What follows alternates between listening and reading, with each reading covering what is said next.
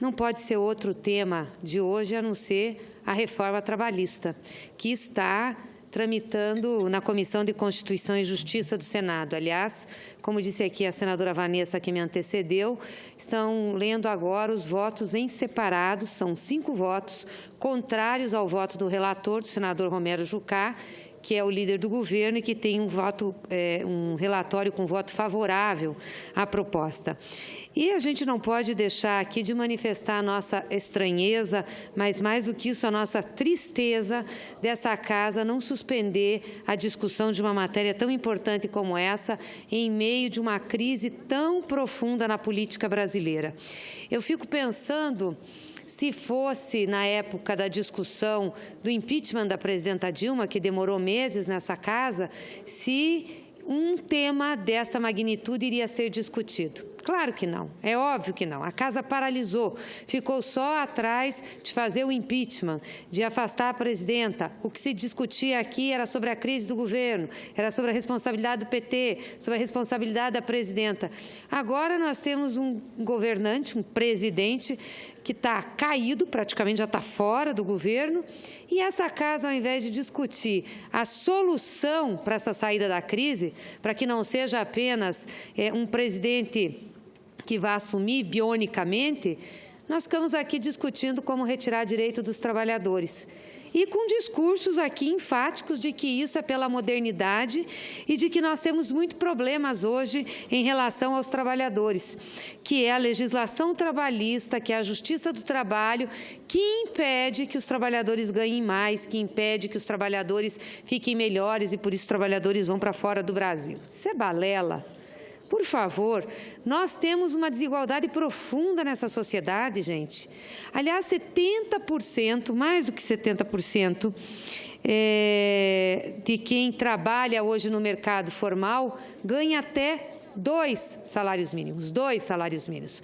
Só 0,9% ganha acima de 10 salários mínimos. Então, como que nós estamos dizendo aqui que é a nossa legislação trabalhista que atravanca as pessoas de ganharem mais, impede as pessoas de trabalharem, que as pessoas estão indo para fora? Não é isso, não. Não é legislação trabalhista. Esse país criou 22 milhões de empregos, senador Cidinho. Na época do governo do presidente Lula, Dilma, Vossa Excelência sabe disso, 22 milhões de empregos com essa CLT. O que gera emprego, desenvolvimento, que dá oportunidade para as pessoas, é crescimento econômico, é desenvolvimento da economia. E para acontecer isso, precisa de dinheiro circulando. O que não dá é para ter um governo que corta tudo. Um governo que aprovou aqui a emenda constitucional 55, que virou a emenda constitucional 95, que era a PEC 55, que virou a emenda que cortou recursos da educação, da saúde e congelou investimentos, retirando dinheiro de circulação da sociedade. Um governo que acaba com a farmácia popular. O que dizer de um governo que acaba com a farmácia popular? Que acabou com Minha Casa Minha Vida. Agora, senador Cidinho, nós vamos ter financiamento apenas para quem pode pagar imóvel acima de 1 milhão, 1,5 milhão. O pobre fica sem financiamento. O FGTS, que era utilizado para isso, vai ser direcionado para os grandes financiamentos. Um governo que está retirando recursos das universidades. Eu não sei quantos institutos federais tem lá no Mato Grosso, mas com certeza a Vossa Excelência foi um dos que batalhou para que tivesse.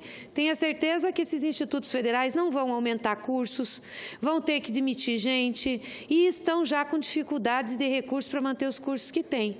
Vossa Excelência acha isso certo? Claro que não é certo. E não venho aqui dizer que foi o governo do PT que fez isso, não. O governo do PT instalou esses institutos e colocou dinheiro. Nós não precisávamos fazer esse ajuste fiscal. Vieram aqui acusar a presidenta Dilma de fazer pedalada fiscal. Não era pedalada fiscal, nunca teve. Disseram que foi crime de responsabilidade. Isso é uma barbaridade. Ela estava tendo uma gestão orçamentária para dar suporte e dar condições desses programas continuarem. Aí entrou agora essa gente no governo, que está acabando com tudo e fazendo um ajuste fiscal, única e exclusivamente com o objetivo de fazer o equilíbrio da dívida. Traduzindo, pagar juros para o mercado financeiro, para os rentistas. É isso que é a prioridade desse governo, não é outra coisa. O povo é um detalhe. Aliás, nos jornais hoje, senador Requião, está lá dizendo que nós não estamos expedindo passaportes. Agora o governo decidiu também interferir no direito de ir e vir das pessoas. Não tem mais passaporte para viajar. Mas eu acho que isso é grave, mas não tão grave, porque você, ao não expedir passaportes, você atinge um determinado extrato da sociedade brasileira, que, digamos assim, não é o extrato que tem mais dificuldades financeiras. Mas, enfim, é grave. Agora, por que não está emitindo passaporte? Porque cortou o orçamento. E aí, quem é que faz essa política de austeridade? Quem é que faz a política que nós estamos discutindo hoje aqui, que é a reforma trabalhista, que é a reforma da Previdência? Não é o Temer. Esse daí já está moribundo, caído, já está morto. É só uma questão de dias para ele sair do governo. Quem faz se chama Henrique Meirelles, que está lá no comando da Fazenda. Então, quando nós falarmos fora Temer, nós temos que falar fora Henrique Meirelles. Porque ele já deu uma entrevista dizendo o seguinte, que independente do presidente que assumir, ele vai continuar na Fazenda. É o primeiro caso que eu vejo que o ministro da Fazenda manda no presidente. E manda no Brasil. E está fazendo todas as políticas públicas, porque é ele que define para onde vai o dinheiro. Então, o que vai acontecer é que o moribundo do Temer vai cair, não tem jeito de ficar, está horrível. Se não cair nessa primeira denúncia, vai cair na segunda, na terceira, porque são várias que tem para ele vir para essa casa. Quem vai assumir pela Constituição é o presidente da Câmara, o Rodrigo Maia, do Democratas, porque é assim que a Constituição diz, enquanto o presidente é processado por 6 meses, e tudo que consta é que o Rodrigo Maia vai manter essa equipe da Fazenda, que vai continuar as reformas, que vai continuar os cortes do orçamento, a política de austericídio.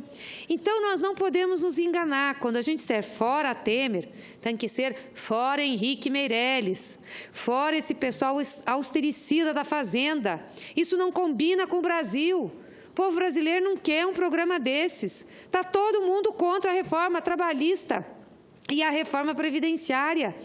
Não adianta senador vir aqui na tribuna, gritar, bater na mesa, dizer que é um absurdo, que tem trabalhador se utilizando da justiça do trabalho.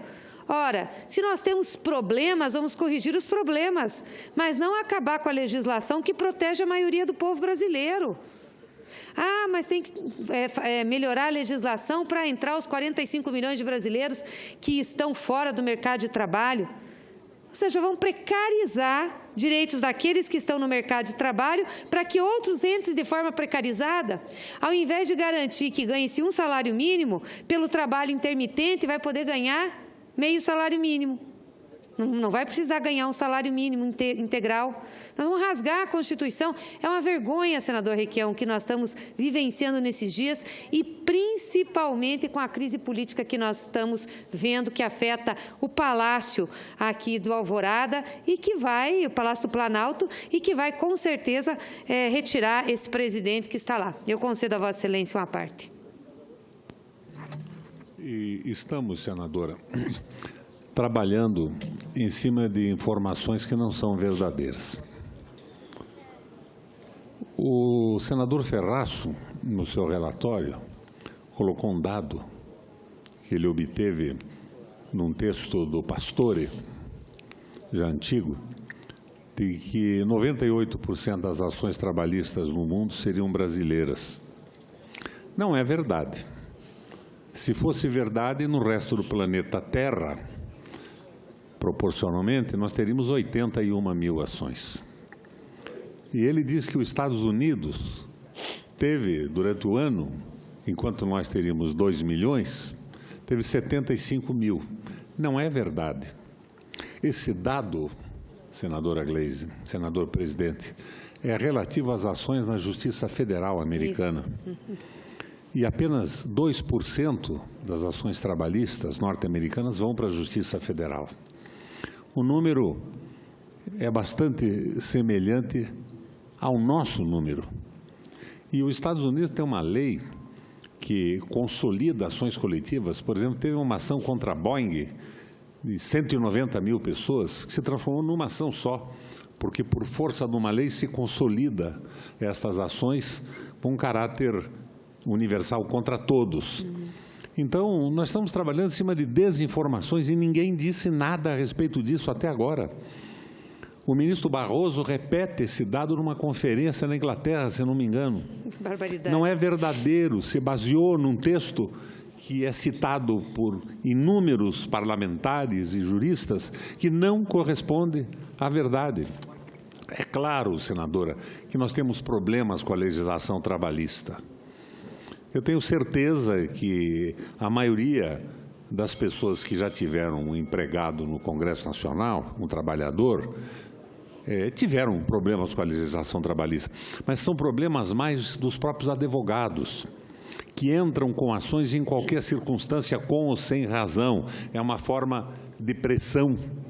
E isso apavora as pessoas. Eu li na revista Veja um chefe de cozinha francês, senador Cidinho, dizendo que o Brasil tem que resolver esse problema porque ele teve que fechar o restaurante dele em função de ações trabalhistas. Perceba bem, o restaurante francês de luxo em São Paulo foi aberto num momento de recessão, uma má avaliação do promotor do investimento.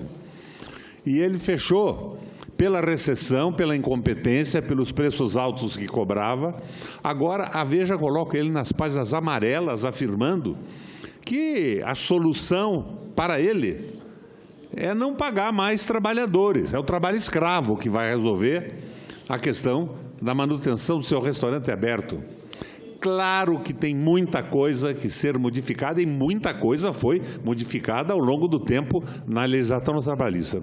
Eu comecei a minha vida de advogado como advogado trabalhista no escritório do Edésio Passos em Curitiba. Era eu, o Edésio Passos, o Nestor Malvese e mais alguns companheiros, o Paulo Bastos, que era o grande advogado da época. Eu sei os percalços que essa legislação pode oferecer a habilidade de um advogado mal intencionado. Mas querer resolver esse problema com a escravização do trabalho é de uma estupidez brutal. A recessão se resolve com investimento público. Eu cansei de repetir aqui, nessa tribuna do Senado, senadora, os Estados Unidos resolveu a recessão, senador Cidinho, diminuindo a carga horária dos trabalhadores e aumentando o salário, e adotando a especialização do trabalho em linha de montagem. É o taylorismo proposto pelo Ford. A Alemanha resolveu o problema numa associação das grandes empresas e o Estado para a realização de infraestruturas, ao mesmo tempo em que o governo alemão reduziu a quase nada a remuneração da rolagem da dívida e garantiu uma taxa interna de retorno para os investidores que participassem dos grandes projetos de infraestrutura. Nós estamos na contramão disso tudo, mas o pior, senadora, é que nós estamos realmente sem governo. Então, de repente, um procurador da República desafia e agride o presidente da República, um procurador da República. Não é possível. Eu acho que o governo não tem condição de governar. A Polícia Federal parou a emissão de passaportes como uma retaliação contra o governo. É claro que eles podiam escalonar as suas despesas em cima do orçamento que tinham. Então, nós estamos vendo corporações se colocando acima da presidência da República. E isto ocorre por quê, senador Cidinho?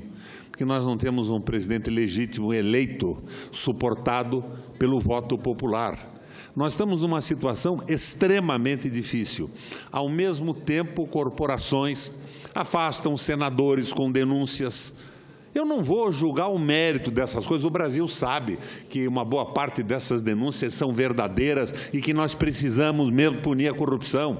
Mas não é possível que seja feito ao alvitre de pessoas singulares estabelecidas em instituições, sobre o veso do domínio corporativo que não passa pelo voto popular e pelos desejos da nação.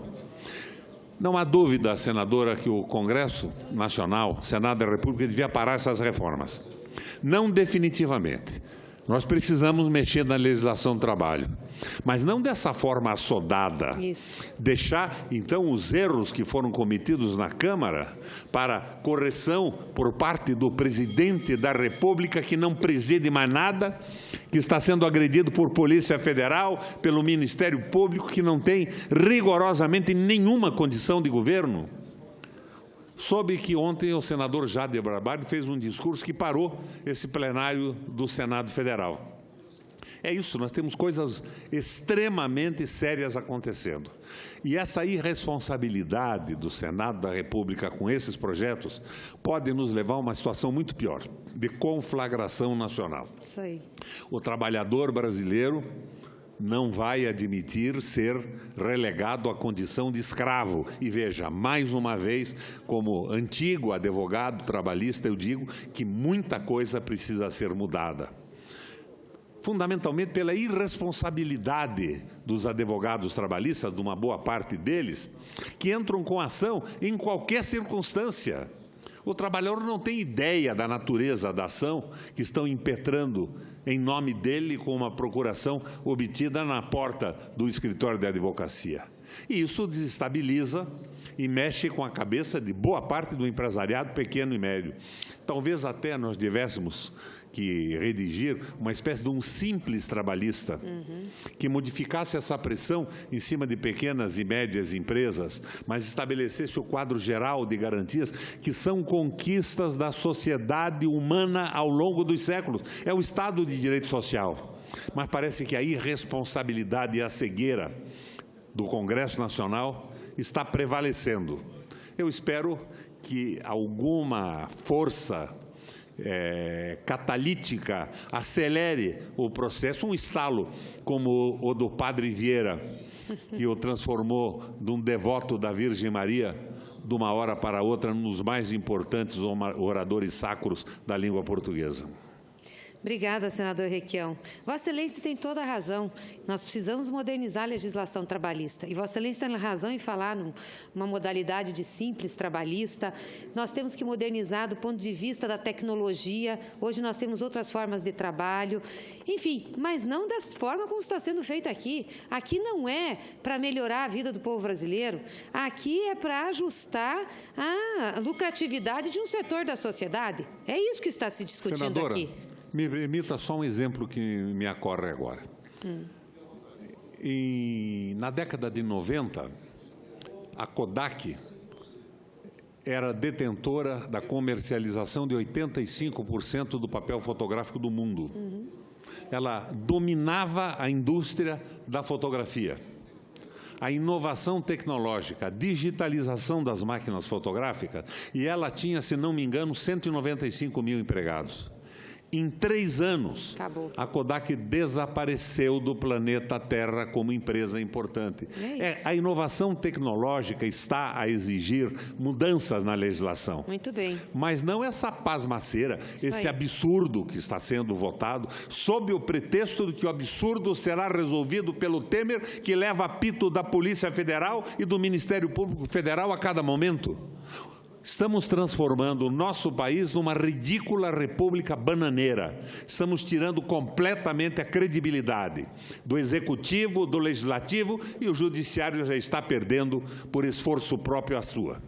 Mas, senador Requião, nós informávamos isso a essa casa quando fizeram um impeachment aqui sem base constitucional. Dissemos, nós vamos entrar num período no Brasil de profunda instabilidade política e institucional.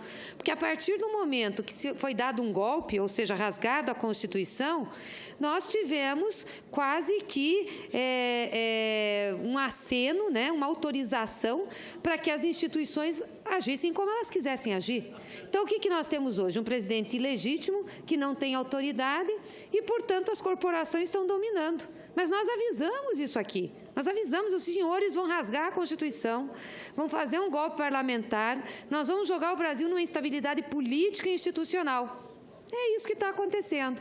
Agora, para redirecionar, para reorganizar, para colocar ordem, vai ser muito difícil. Só tem uma coisa, senador Requião. É o voto popular, eleição direta. Se essa casa aqui tivesse responsabilidade, suspendia a discussão da reforma trabalhista, suspendia qualquer outra discussão e traria para esse plenário o debate da antecipação das eleições de 2018. Tinha que ter coragem e dignidade frente ao povo brasileiro. Faria isso, inclusive os nossos mandatos. Mandato de senadores, deputados, presidente, vice, todo mundo. Aí sim, nós devolveríamos a legitimidade aos cargos que estão sendo exercidos aqui. Aí nós podemos discutir reformas. Inclusive, na eleição, as reformas teriam que fazer parte da pauta eleitoral, do convencimento do eleitor. Aí teríamos legitimidade para votar, para fazer mudanças profundas. Desse jeito, não temos. E o que vai acontecer, senador Requião, é o que Vossa Excelência está falando. Nós corremos o risco grave de entrar numa conflagração nacional, porque nada está sendo respeitado. Se as corporações mandam, todo mundo vai se achar no direito de mandar e vai ser uma disputa pelo comando do país, por quem dirige, por quem determina, por quem orienta. Então, é muito grave o que está acontecendo. Eu espero, sinceramente, que esse Senado pudesse ter a responsabilidade de discutir o que deve ser discutido agora. Só tem uma coisa, senador Cidinho, a antecipação das eleições de 2018. Muito obrigada.